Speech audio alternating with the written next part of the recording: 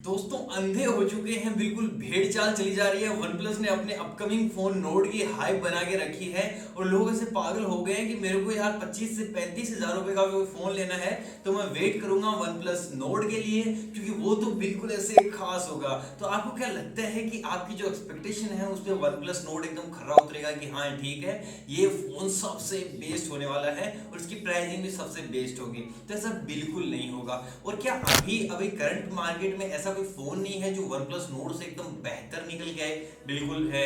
और ऐसा फोन है जो उसके कैमरा को मतलब एकदम बिल्कुल पीछे छोड़ सकता है और उसकी परफॉर्मेंस तो बिल्कुल ऐसी है जो वन प्लस 8 और 8 प्रो के लगभग हमको देखने को मिलती है और प्राइस वन प्लस नोड जितनी होगी।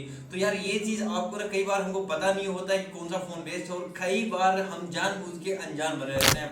तो इस वीडियो में से खुल के बात करने वाला हूं कि कहां तक वर्थ है वन प्लस नोड के लिए वेट करना 21 तारीख तक, और iQOO3 ऐसा क्या लेके आता है जो हमको वन प्लस नोड में नहीं देखने को मिलेगा। तो खुल के एकदम मैं बताने वाला हूं आपको। तो अभी स्टार्ट करने से पहले अगर आप चैनल पे आए हो नए तो सब्सक्राइब कर दो चैनल को और इसी के साथ कर लो बेल आइकन को प्रेस। इसी के साथ लेट्स स्टार्ट द वीडियो। तो यहाँ मैं आपसे कंपेयर करने वाला हूँ iQOO3 वर्सेस OnePlus Nord, क्योंकि OnePlus Nord की पूरी कहानी दोस्तों हमारे पास है।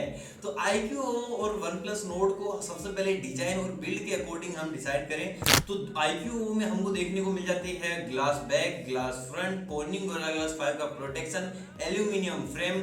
तो ये अपने आप में टॉप नॉच है क्योंकि अब तक cornering gorilla glass 7 by launch हुआ नहीं है। और इसी के साथ जो OnePlus Nord है उसमें भी हमको यही सब देखने को मिलने वाला है, glass back, glass front, cornering gorilla glass 6 का प्रोटेक्शन। तो यहाँ पे चीजें सेम निकल के आती हैं, लेकिन यहाँ पे जैसे रेंडर्स निकल के आ रहे हैं OnePlus Nord के, उसके अकॉर्डिंग तो भाई जो iQOO3 है वो फार बेटर है उसका बैक डिजाइन। और उसके बाद मैं बात करूं आपसे डिस्प्ले की, जो कहीं ना कहीं बहुत इंपॉर्टेंट फैक्टर है। तो हमको जो iQOO3 है उसमें 6.44 इंचेस की सुपर एमोलेड डिस्प्ले देखने को मिलती है और इसी के साथ HDR10+ का सपोर्ट देखने को मिल जाता है। वहीं जो OnePlus Nord आने वाला है उसमें हमको 6.5 इंचेस की सुपर एमोलेड डिस्प्ले देखने को मिलेगी विद 90 हर्ट्ज की हाई रिफ्रेश रेट। तो इसमें रिफ्रेश रेट हमको ज्यादा देखने को मिल जाती है, बल्कि हमको जो iQOO3 है उसमें 60 हर्ट्ज की नॉर्मल रिफ्रेश रेट ही मिलती है।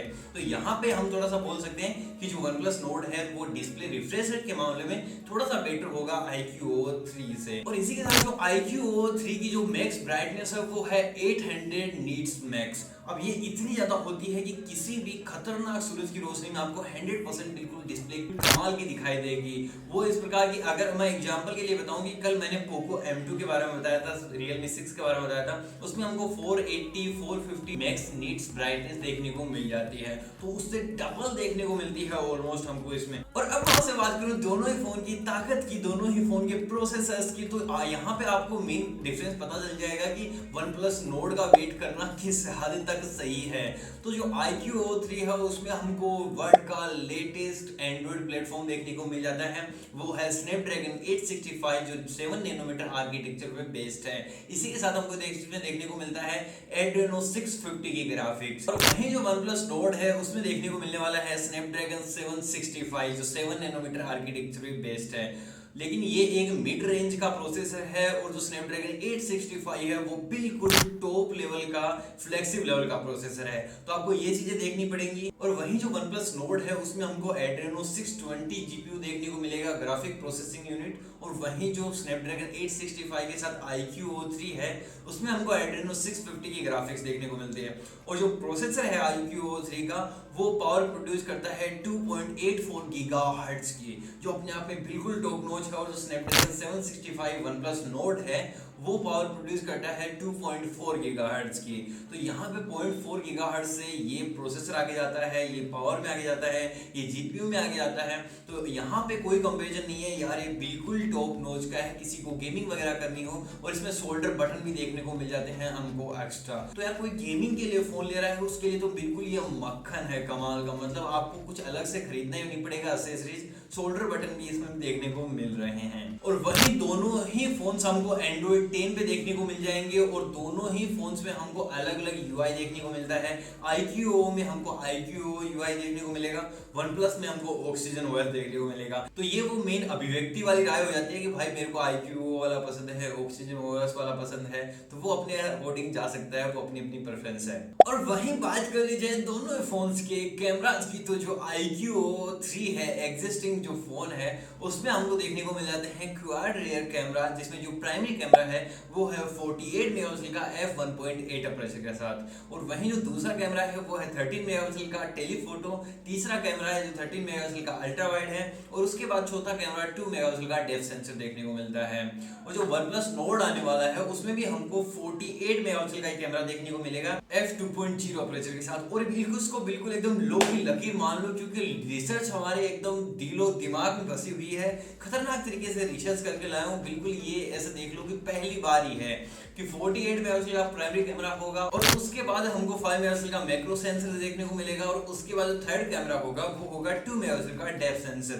तो यहाँ पे ये चीज समझने वाली है कि इसमें हमको टेलीफोटो नहीं देखने को मिलेगा जो OnePlus Nord है। और वहीं जो iQOO 3 है उसमें हमको देखने को मिल जाता है 13 मेगापिक्सल का टेलीफोटो सेंसर, जिससे हमको देखने को मिलता है 20x तक जूम, वो हमको OnePlus Nord में नहीं देखने को मिलेगा। वहीं जो अपनी काफी चहेती चीज है 3.5mm का ऑडियो जैक, वो हमको iQOO 3 में देखने को मिलता है। तो इस चीज को एकदम गांठ बांध दो कि भाई इस चीज में तो ये बेस्ट एंड बेस्ट है।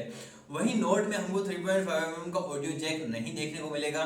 दोनों ही फोन अपने आप में अंडर डिस्प्ले फिंगरप्रिंट को लेके आते हैं। ऑप्टिमल फिंगरप्रिंट जो है, रेयर में क्वाड कैमरास हैं, आगे की तरफ पंच होल में देखने को मिल जाते हैं दोनों ही फोन के कैमरास। और अब मैं आपसे बात कर लूं बैटरी की, यहाँ पे भाई खतरनाक कहानी होने वाली है। दोनों ही फोन अपने आप में बेस्ट हैं, लेकिन जो iQOO 3 है वो अपने साथ 4440 mAh की बैटरी को लेके आता है with 55 vote of super flash charge. अब ये टेक्नोलॉजी इतनी कमाल की है कि ये हमको 15 मिनट में 0 to 50% करके दे सकती है अपने फोन को। वहीं जो OnePlus Nord है उसमें हमको 4300 mAh की बैटरी देखने को मिलेगी with 30 vote of fast charging. अब जो इसकी फास्ट चार्जिंग है iQOO 3 की, वो उसका मतलब 60% ही है, मतलब 15 मिनट में आपको 50% फोन चार्ज कर दे, इससे बेटर तो यार क्या ही होगा। तो इसी के साथ इन दोनों की प्राइस की बात कर ली जाए, जो 8GB 128GB का वेरिएंट है iQOO 3 का, वो हमको देखने को मिलता है 34,990 रुपीज पे, जिस पर आपको 2000 रुपए का एडिशनल डिस्काउंट देखने को मिल जाएगा।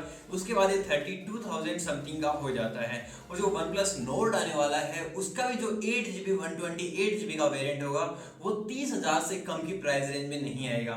मतलब दोनों की प्राइस रेंज में हमको 1-2,000 या 3,000 का मैक्सिमम डिफरेंस देखने को मिलेगा। तो प्राइस ऑलमोस्ट सेम से निकल के आती है। मतलब यार किसी फोन के लिए हम 30,000 रुपए दे रहे हैं तो उसके लिए हम 33,000 रुपए भी दे सकते हैं, जहां हमको सब कुछ एकदम फ्लेक्सिबल रेंज का देखने को मिल रहा है। मतलब iQOO आप क्यों चूज करोगे, इसके बहुत सारे यहाँ पे रीजन है। एक तो आपको चार्जिंग है वो बहुत ही कमाल देखने को मिलेगी OnePlus के कंपेयर में। दूसरी चीज बैटरी थोड़ी सी बड़ी है।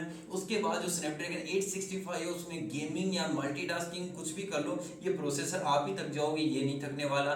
इसी के साथ जो चौथी चीज है वो है इसका लुक। मुझे बैक का लुक इसका बहुत ही, इसकी जो कैमरा प्लेसमेंट है वो भी काफी ज्यादा पसंद है। और अगला है इसका टेलीफोटो लेंस। इसमें आप जूम कर सकते हो, जो आज के टाइम पे कंपनियां भर भर के डाल रही हैं क्योंकि उसकी रिक्वायरमेंट ज्यादा है। तो इतने सारे रीजन हैं iQOO 3 के साथ अभी के अभी उसको खरीद लेने के। उसी के बाद OnePlus Nord की बात करूं तो इसके लिए ये लॉन्च होने वाला है 21 जुलाई को, तो आपको 20 दिन रुकना पड़ेगा। और उसमें खास चीज क्या है, वो एक ही चीज है, वो है 90 हर्ट्ज की हाई रिफ्रेश रेट। उसके अलावा कोई ऐसा रीजन नहीं है जिसके लिए आपको इसके लिए वेट करना चाहिए।